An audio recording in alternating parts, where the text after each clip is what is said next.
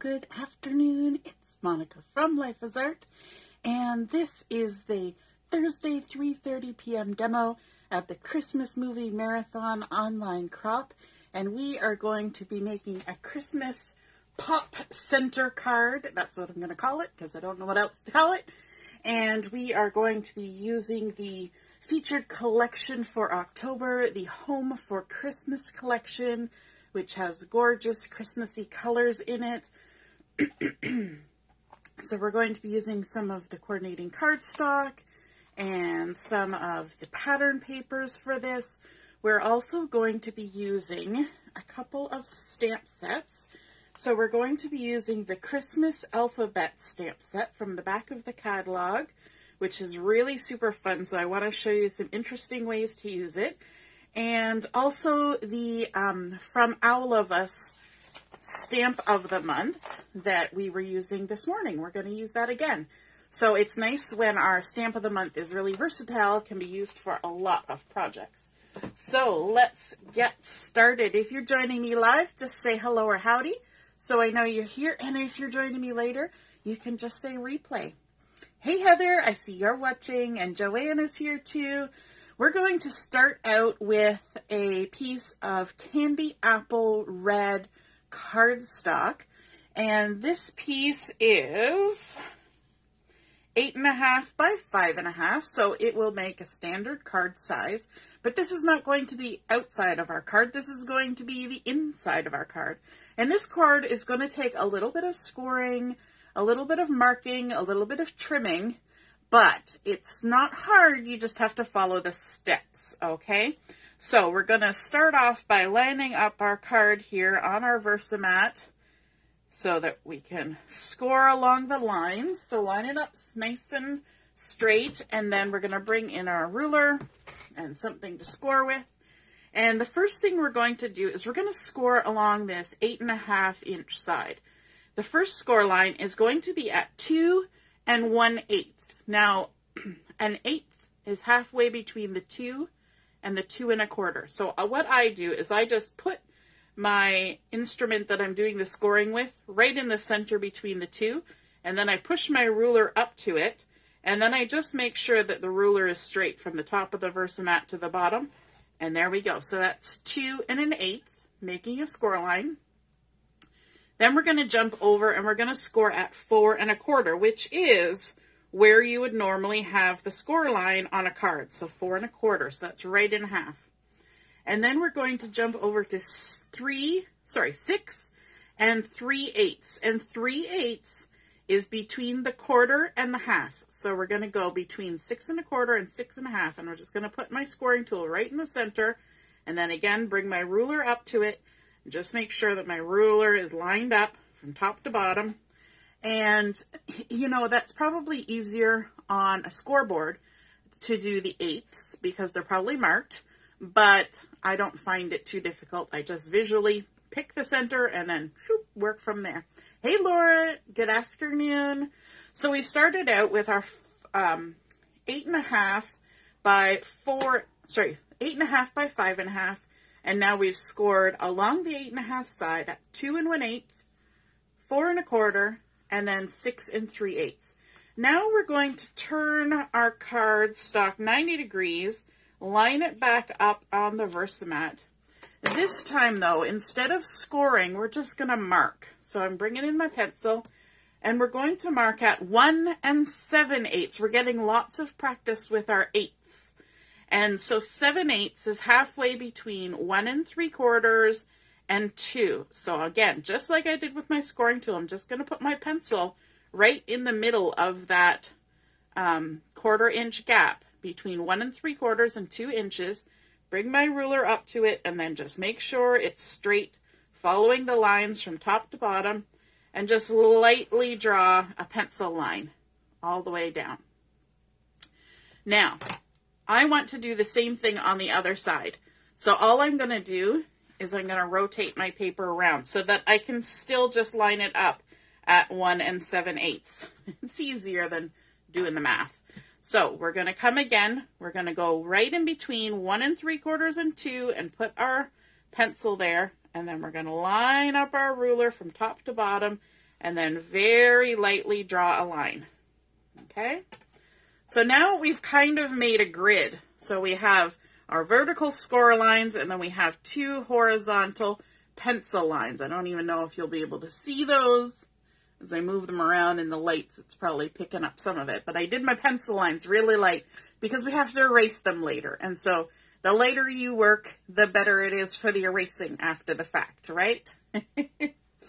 Okay, so the next thing we need to do is to score this way again. So we're going to line it back up on the Versamat. And we're going to bring in our scoring thing again. And we're going to come here to 1 inch. So we're going to line it up at 1 inch. But we're only going to score between the 2 pencil lines. Okay, so just right here in between the 2 pencil lines that we put. So we're not scoring right from top to bottom, just in that center section at 1 inch in. Then we're going to jump over here and we're going to score at 7.5. So I'm going to line myself up at 7.5. But again, we're only going to score between our 2 pencil lines. So just right there. That's all. Okay. And now we need to do a little bit of cutting. So we're going back to these pencil lines that we drew on here. We're going to line that up on the Versamat. And now we want to use our precision blade. Now, if you have a paper trimmer, like the Fiskars one, that lets you put your blade right where you want to go, you can certainly do this with a paper trimmer. I have a rotary trimmer, and that doesn't work for this kind of stuff. So I'm going to line up right along my pencil line that I drew before at the 1 7/8. And I'm going to cut, but only from the first horizontal score line and the last horizontal score line. So those last 2 score lines that we made, we're going to cut in between those. Okay? Hey, Tiffany. Good afternoon. Hey, Deborah. So we're going to start here from this score line that's 1 inch in from the edge, and we're going to trim all the way down till we get to that last score line, 1 inch up from the bottom. Okay? And now, just to make it easy for me to see, I'm going to turn this around, and we're going to do the same thing on the other side. Line it up nice on the Versamat. And the Versamat is great because it's a self-healing mat, and so I can go ahead and cut on it, and it doesn't harm it. So now we're going to do the same thing. We're at this 1 7/8 pencil line that we created, and we're going to start here at this score line that's 1 inch down from the top, and we're going to trim all the way down, cutting till we get to the last score line that's 1 inch from the bottom. Okay, that's it for that. That's it for that. And now let's erase a little bit of the pencil lines here. The ones that are most important are just these little ones at the ends. The other ones are kind of right along the cut line, and you're not really going to see those. Okay, so now we have, if we hold our cardstock sideways like this, we have a section at the top that has 3 score lines. We have a section in the middle that has 5 score lines. And then we have a section at the bottom that also has 3 score lines, the same as the top. The first thing I want to do is I want to create on this center piece, so we're only going to work with the center piece. This first score line, we want to create a valley fold. To create a valley fold, we push the score line down into the valley. Okay, so we're pushing the score line down into the valley, which lifts the cardstock up. So just give it a little crease, okay? We don't have to crease it hard right now. Just give it a little crease. So we've created a valley fold. Then we're going to basically accordion our way across. So this next one will be a mountain fold. For a mountain fold, you're going to push the score line up the mountain. So from behind, you're going to push it up the mountain, and the cardstock folds to the back. Then we're going to create a valley fold. So our score line pushes down into the valley. Okay, and then the next one, we're going to create a mountain fold, so our score line is going to be pushed up the mountain from behind. And then the last one is a valley fold, so the score line gets pushed down into the valley. Okay, so now if we look at this from the side, we've got a valley fold, a mountain fold, a valley fold, a mountain fold, and a valley fold. Creates a little M. All right, now we can go to our top and bottom. So starting with the top, we're going to create a valley fold first. So again, we're going to push that score line down into the valley. The next one, we're going to create a mountain fold. We're just accordions, so back and forth, back and forth. So this is a mountain fold, so we're going to push the score line up the mountain from behind. And then the last one is a valley fold, so we're going to push it down into the valley. I always like to think about my score line going up the mountain or down into the valley. And we're going to repeat that same process down at the bottom. So the first one is you guessed it, a valley fold. So the score line goes down into the valley. The center one goes up the mountain. And then the last one goes down into the valley. Now, if we've done all of that, with all of those humps and bumps like that, mountains and valleys, then when we take our two sides, and this is easiest if you have it sitting on a surface, and push it in from either side, it should collapse right down into a thin little spot like that. Now this little center bit will stick out. That's okay. That's supposed to stick out. And then we can just take our bone folder and crease all of those down. Give them a nice crease. That's nice thick cardstock we're working with. So it needs a little gumption sometimes to get it all creased down. So there we go. We have all of our folds done. And now we need to do some decorating. And this is the center of our card. So there's still going to be an outside of the card. But it's much easier to decorate the center while it's still just sitting here. Okay? So the first thing I want to do, up in this top part, I want to add a couple of pieces of pattern paper from the Home for Christmas collection. This is that gorgeous pine, sort of distressed looking pattern. So we're going to go ahead and stick those on. And I didn't stick my adhesive on ahead of time. Sometimes I do that. Sometimes it works out well. Sometimes I stick it on the wrong side when I do it ahead of time. So I didn't do it ahead of time this time, but it'll only take us a second. There we go. You could also use liquid glue for this. So these pieces of pattern paper, and we're going to need 4 of them all together, have been cut to 2 inches by 1 3/4. So 2 inches by 1 3/4. Let me just scooch that a little closer to myself. And we're going to center this in this first little spot here in the upper left corner, just like that. Then we're going to take our second piece, same size, 2 inches by 1 3/4. And I will post the dimensions when I post the photos of the card. So don't try to scribble them down fast unless you want to. But we're going to need 4 of those. So here's our other 2. Let's add some adhesive to those. Sometimes this black pattern disappears on my Versamat. My eyes can't tell where the edges of it are.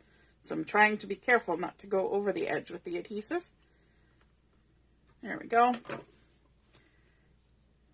And take the backing off. And these are going to be centered in the bottom 2 sides. So just stick them on there. And there's just a little bit of red showing all the way around in those outside corners. Hey, Tiffany. Nice to see you're watching. I think I might have said hello already, but you get 2 hellos. Because you said hello twice. Hello, hello. All right, there we go. So those are our 4 corners with the pattern paper, and that was 2 inches by 1 3/4. Now we want to add some pattern paper here on the sides, and I'm going to use the opposite side of that pattern and use this black background script sort of distressed pattern to do that, and these are 7/8 by 1 5/8. Just to be tricky. 7/8 by 1 5/8. So if you're somebody who doesn't like cutting 8s or scoring 8s or trimming 8s, this might not be the ideal project for you, but it looks cool when it's done. And it will fit a regular size card base, which means it will fit a regular standard size envelope, which is fabulous. All right, so let's add those on either side for a little extra fun. Oops. There we go. And what I'm kind of looking for is to line up this outside edge so that they all kind of line up. It's okay if the inside ones are a little bit weird, but I'm trying to line up the outside edge just so we get that nice little red border going all the way around fairly evenly. Okay, then I want to add a little bit of pizzazz right here because we want to add a little bit of sparkle because it's Christmas. So I've got some glitter paper, silver glitter paper, and this is 1 inch by 1 5/8. 5/8 is just between the 1 1/2 and 1 3/4. So if you're ever trying to figure out the size, and you've forgotten what the measurements are, you just measure what this is and then take off some so that it'll fit. So there we go. Just tuck that in that section right there. It's nice to add a little bit of sparkle.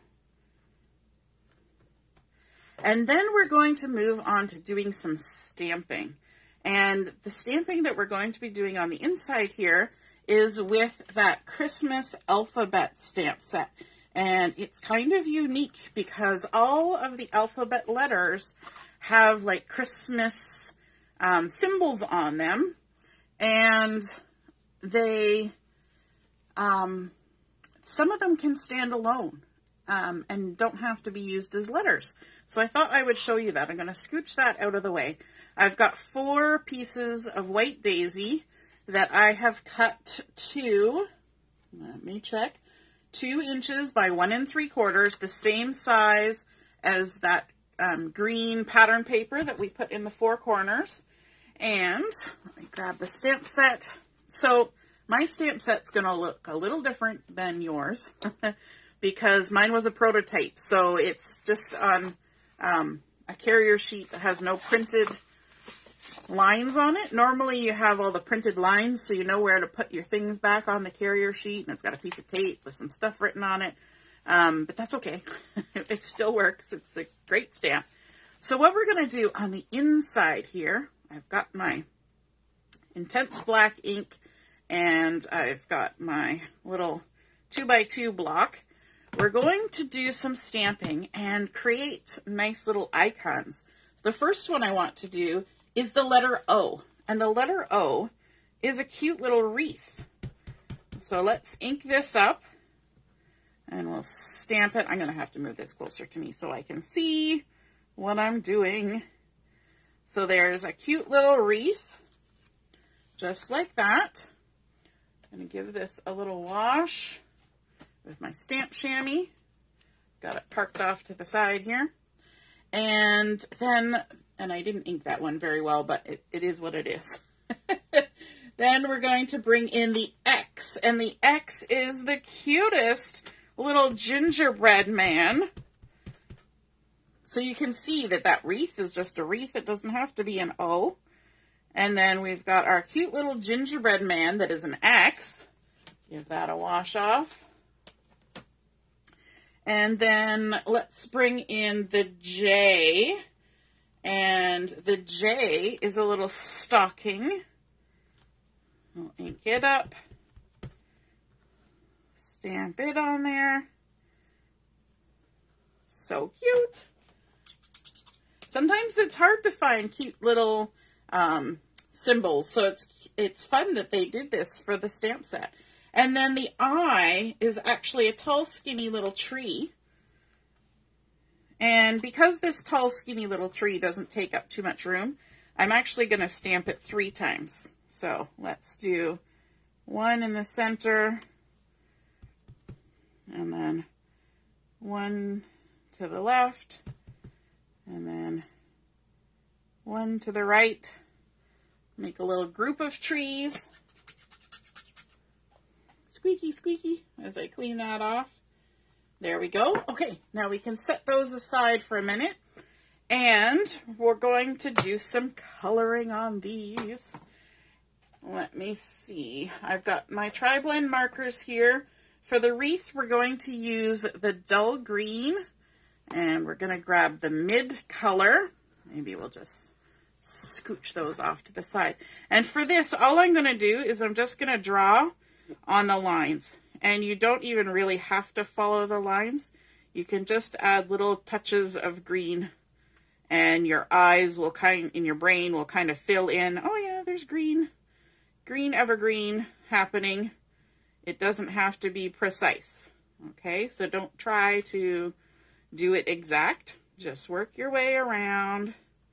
See, this is why I didn't worry too much about the fact that that the ink, my inking job was subpar because I knew I was going to be filling it in. And there we go. So we've got a nice little touch of green all the way around there.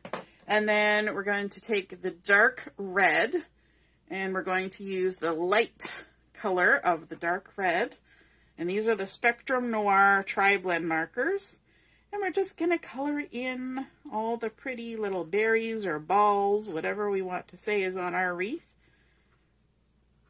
I think this is so cute and such a great size for doing something small. Like if you were making a little advent calendar, this would be a super cute size. Adding it onto a little Christmas tag would be awesome. So there's our wreath done. Then let's do our gingerbread man. And I've got my red brown tri-blend marker. Now this is a new one for me. I only just got it yesterday.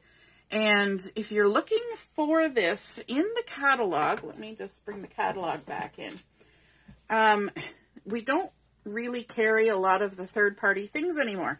However, they have said when there is a call for it, they will include it in the catalog so we can purchase them. So this was actually listed under the card making workshop for the Good Life collection. And it says additional supplies, and there's the red brown tri-blend marker and the brown gray tri-blend marker. And so that's where you can find some of those additional things. The other thing that you can find in there that we don't usually have is the Christmas red stickles were available in those additional supplies. So if you're ever looking for something that's a little outside the box of what's normally online, look in those additional supplies for the scrapbooking workshops or the card making workshops, because that's where they're putting it now. So let's go ahead and color our little gingerbread man. So I'm going to start doing the inside first of his little arms, and there's a little wiggly line there that I'm kind of using as my border, like that, using this mid color. And I actually really like this brown, and it's odd, but I don't see a lot of red in it, but you know, it's obviously got some red in it because they called it the red brown. So we're just going to follow those wiggly lines. Now, normally in my brain, when I see a gingerbread man, I think white icing, right? The little decorations have been done with white icing. So what I'm going to do is I'm going to kind of create my own second line, because there is no second line to those little wiggly lines on the ends of his appendages. So I'm going to just follow what they have and create my own little wiggly line like that. And that will leave a little bit of a white gap. Okay, so then it'll have that little icing appearance. So we're going to do that up here It's a little bit harder on his head to get it because there's not a lot of space. And then we'll do it on this side. A little wiggly line. We're going to spin him right around. He's going to feel like he's on the ride at the fair. Going round and round. There we go. All the little spots. Okay, now let's add a little color to him. And since we're doing red-brown, let's add some red. So we're going to come in with that light dark red blend, the lightest of the dark red, and just do his bow tie and his gumdrop buttons. If you're familiar with Gingy from Shrek, he has gumdrop buttons. And then let's keep that red going. We'll color our stocking. And I could pick lots of colors to color these things, but when I'm doing coloring on a card, I actually try to limit the number of colors that I use so that it kind of has a more cohesive look. And I find if you stick to anywhere from 3 to 5 colors, that really helps with the look. So let's see. I also want to add just a little something to the white on here, and I'm going to use the ice gray and just create sort of a shadow on the fluffy bit at the top and then around the toe and the heel like that. And I'll lift it up here so you can see what that does. And it actually makes it look like it's supposed to be white. By adding gray, you make it look like it's supposed to be white. I don't know why that is, but it works. Carol got caught up on the layouts and forgot the time. That's okay. We'll forgive you. I was kicked back to the beginning of the live. Oh no, Heather. Oh, super fun. All right, so we're going to bring in the dull green again for this, and we're going to use the mid color. We're just going to quickly color up these little trees. They're not hard to color at all. Super simple. We're not doing, other than just that bit on there, we're not doing any shading because these are just tiny little icons. But I think it's super fun that we can use an alphabet stamp set to have these different icons. Super cute. Apparently that's my catchphrase. Super cute. All right, and going back to that red-brown, we're going to grab that mid color again, just so we're using the same tone as the gingerbread man. Do the tree trunks, and then we're adding one more color that wasn't used before, and that is the light yellow. And we're going to use the darkest of the light yellow and just color the little stars on the top of the tree. And then we can come back here and start adding our pieces to our card. Now, the good thing about doing this part before we put it into our card base is that we can squash it flat in order to stick these things on. So much easier than trying to work with something that's lumpy and bumpy to line things up, right? So let's get our gingerbread and stick him in.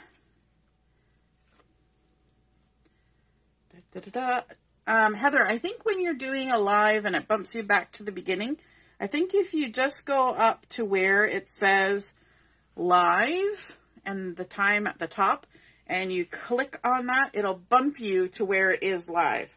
I don't know if that's you probably did that, but that's a little tip for everybody. If you click on that little red thing where it says live, it should bump you right to wherever it's happening. But that is the good thing about a live, is you can pause it, you can rewind it, and you can move around. So that's kind of a nice option, especially if you're trying to craft along and you missed, what somebody said or something, then you can just rewind it quickly and then hit that live button to bump you back to where it was. So as long as you don't miss anything else in the meantime. So again, we're just sticking these down in those 4 corners. Now, the 2 center ones here are a different size. They're a different height. than the top and bottom. So I have 2 more pieces of white daisy that I have cut, and these are 2 inches by 1 5/8. So the 5/8 is halfway between the 1 1/2 and 1 3/4. So it's 1 5/8. So 2 inches by 1 5/8. And this one, this is where we're bringing in the stamp of the month, the From Owl of Us stamp set. And we're going to use the Warm Wishes sentiment from this. So I've got that loaded up on my blocks here. And we're going to use the pine ink for this so that it blends in with that beautiful pattern paper that we're using. Just going to ink these up. I'm going to stamp, hopefully in the center, Warm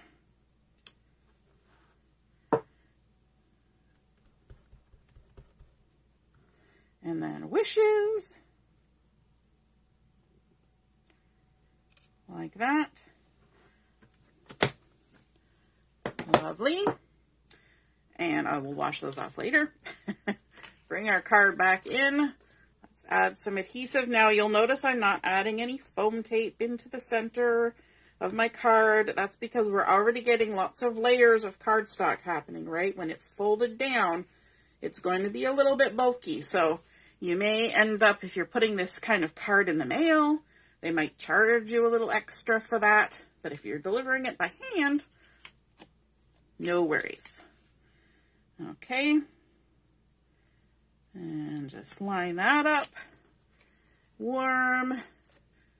When I was working on one of these earlier, I was trying to put the wishes on upside down. So I'm trying to make sure that I'm not doing that this time. Warm Wishes. And there we have completed the center of our card with all those lovely folds and texture happening. Now we need to work on the front of our card, and we're going to do all the decorating on the front of our card before we put the inside in. So we're going to set this aside for a minute, and we're going to bring in our card base. And this is just a standard card base, 4 1/4 by 5 1/2. It's scored in the center, and when it's scored, you've got a bump side and a dip side, and you want to always fold with the bump side to the inside. Tiffany, yes, it's super cute. We're going to use that word. Super, super cute. Then I want to add a piece of black cardstock, and I've cut this to the exact size of my card front. So 4 1/4 by 5 1/2.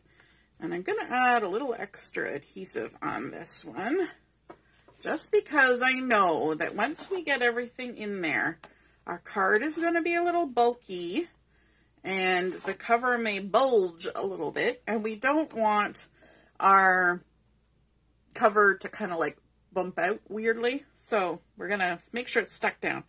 So what I'm going to do is, this is how I add a piece of paper that's the exact size of my card front. I put my 3 fingers here right on the edge of my cardstock, and then I hold my paper at a 45-degree angle, line it up from top to bottom, and slide it towards my fingers. And then I just take a minute to feel that all the edges are touching, and then I lay it down. And that almost always gets it on there perfectly, because I actually trust my fingertips more than my eyeballs. Weird, eh? Then we're going to bring in this fun pattern paper from the collection. Isn't this super cool? There's a fireplace with some swaggy garland and a bucket full of sticks. There's presents, there's sleighs, poinsettias, candy canes, envelopes, wreaths, stockings, ornaments, some hot cocoa. There's a mailbox. All sorts of fun things are happening on this pattern paper. And so we're going to stick this on the front. This has been cut to 4 inches by 5 1/4. So we're going to do the same thing where we add a little extra adhesive in the center. The back side is this gorgeous poinsettia, which I have used a few times already because it's so pretty. And so let's center this on the front. So what I like to do, again, I'm putting my fingertips along the edge, but slightly on top. And then I just want to check and make sure that it's centered by looking at that bottom. And then just stick it down. just like that. Then I'm going to bring in a piece of silver glitter paper. And this has been cut to 1 inch by 5 1/4. And I want to do a little dovetail on the bottom. So I'm just going to snip in the center about 1/4 inch up. And then I'm going to come from the left corner to the top of that snip. And then from the right corner to the top of the snip. And that creates a really pretty dovetail. We're going to add some adhesive to this. And glitter paper is nice and thick, so you want to make sure you got a good adhesive on there. Just peel that off. And this one I went a little over the edge, so all I got to do is fold it back. And it sticks to itself. And that way it's not going to stick to the inside of the envelope, because you don't want that. Then I'm just going to turn this, line it up on my Versamat, and I want to line this up about 1/2 inch from the edge, but I'm going to go right to the very top. So using the lines on my Versamat helps me get that straight, but I'm coming up right to the top of the card on that. Nice little bit of glitter, just like we have a bit of glitter that's going to go on the inside. And then I've got a piece of white daisy that I have cut to 1 1/4 by 5 inches. And we're going to do a little bit of stamping on here. So let me scooch that out of the way. Bring in the intense black ink. And also our alphabet stamp set again. Let me just, there's my block. I'm going to stamp out the word Noel on this little banner. So let me grab the N and ink that up. We're going to stamp it right at the top, like that. Now, if I lift this up to show you, can you tell what the N is? Let me know in the comments what you think the N is. I'm going to give that a little wash off with my stamp chamois. So there's N. Now we got to make sure we spell it right. We've got the O, which is again that wreath that we used before. Oh, I got a little water on my stamp block. I'm going to just try to gather that up so that I don't get water on my project. And then we're going to stamp the O.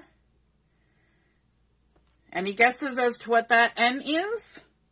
What the little icon is? It's a little elf leg with a little elf boot. I think it's so cute.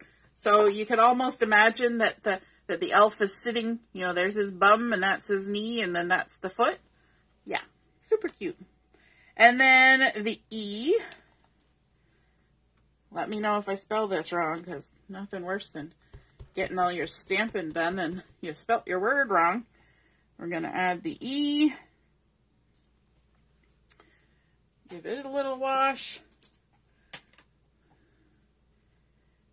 And then the L.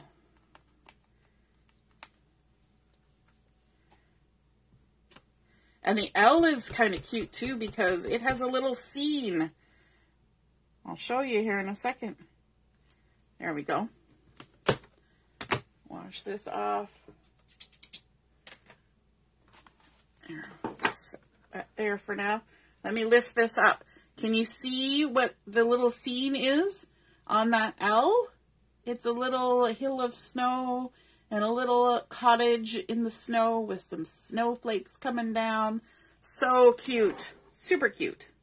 Always super cute. Okay, let's do some coloring quickly on here. We're going to bring in our dark red and we're going to do a little bit of a plaid effect. So we're just going to pick some of the stripes going this way on our little elf, like so. Fill those in with the red. We're going to leave a little bit of white space on him here. Let's also color in the boot, little elf shoe. my friend Cara Davies, who lives over in Australia. We've done some Twitch stuff together with Andre from New Zealand. And she actually helps Santa. She works for Santa heading up to Christmas and is an elf. So that's super cute. Let's fill that in. Oh, I'm going outside the lines. Well done.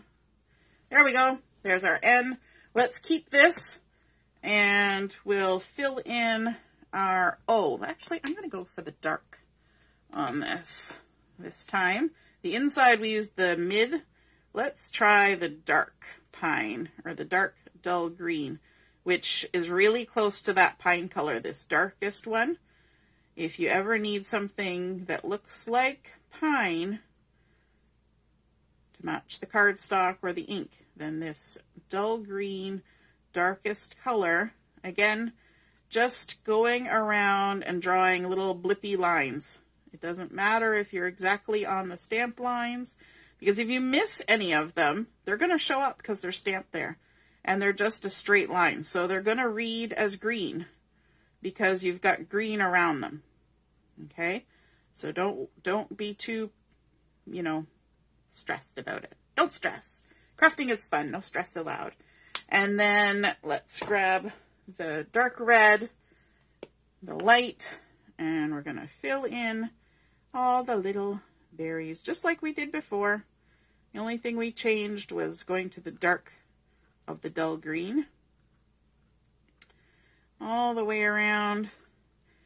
One other thing that we could do, oh, my video thing is saying we're not getting a signal. So let me know in the comments if you're still getting the video, because mine is not. I'm just going to click and get it.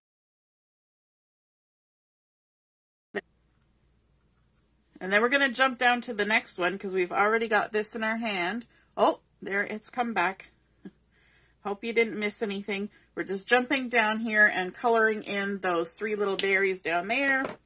And then we're going to add some of the mid dull green for our holly. Like that.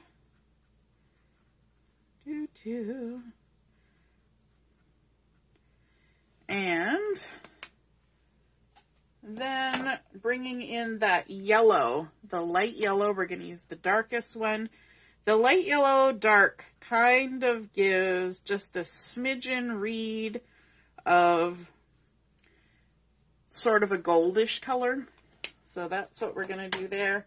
And then let's bring in the red again just to color in our L for our no L. I'm going to turn it. Fill that in. Now, I use this latest version of this dark red all the time. And so it is getting low. So it's going to take me a second here to fill all this in. I need to order another one of these. I should have done it earlier because Christmas coloring usually involves a decent amount of red. So I might have to go over this a couple times just to...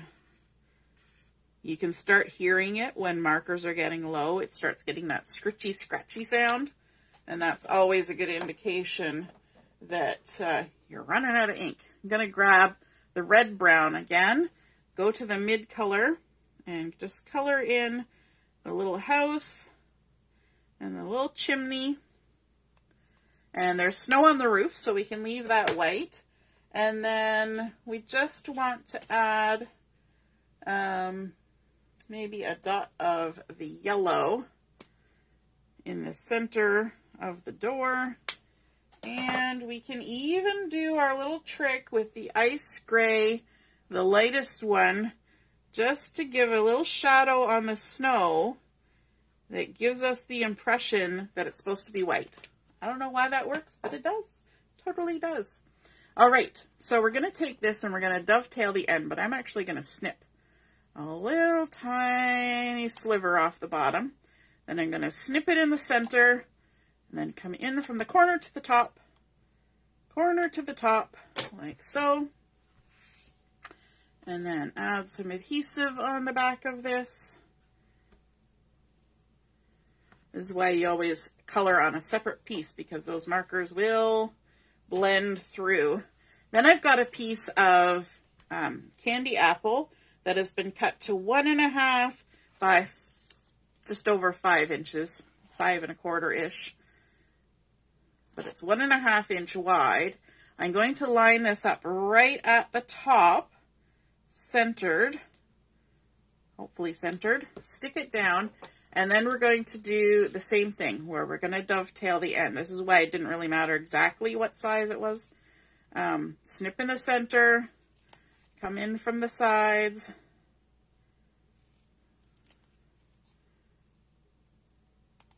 like so. Nice little adventure there. And then just to give a little bit more buffer from the busy background, we're going to pop this up with some foam tape. So let me just grab my foam tape here. This is the regular thickness of foam tape. And because we're going to offset this from the glitter paper and we're using foam tape, we don't have to add any liquid glue.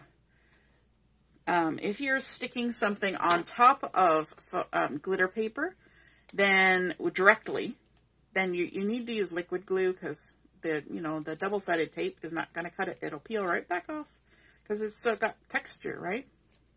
The good thing about our glitter paper, like I just cut that and I can run my hand along the edge and I'm not getting any glitter on my hand. So if you're somebody who does not like a house full of glitter, that's the glitter paper for you. So line this up like so. And then just because we need to add a little more sparkle, I'm going to bring in my clear sparkles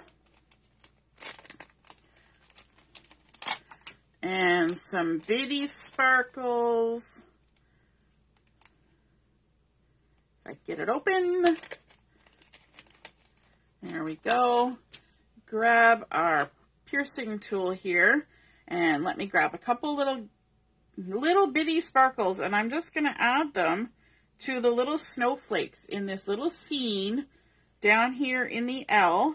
So 2 little bitty sparkles, and then we'll grab 1 clear sparkle and we'll just kind of add it a little higher up, and that's all we need, just a little touch, a little touch. Now we need to take our card center that we created and we need to get it inside of our card. So what we're going to do is we're going to do our trick where we just push it in from either side, collapse it down, and then we're going to add some adhesive. We're going to add adhesive at the bottom and at the top, like that. We're going to add adhesive along this edge here that's not folded, and then along the folded edges, there and there, and also right here, just like that. Now we're going to flip it over and we're going to do the same thing. We're going to add adhesive along the non-folded edge. We're going to add adhesive here. What we want to avoid is adding any adhesive in this interior part. Like so. And like so. That's good. Okay. Now let's take a look here. We're going to start with this side, which is the back, the right-hand side of our card. Now we want to make sure before we stick it in our card that our card is going the right direction and that our interior is going the right direction. So I'm going to do one more check, because nothing worse than getting your card put together and realizing you've got the inside upside down. So we're the right way up on the front. We open it up. And then let's check. We're the right way up on the inside.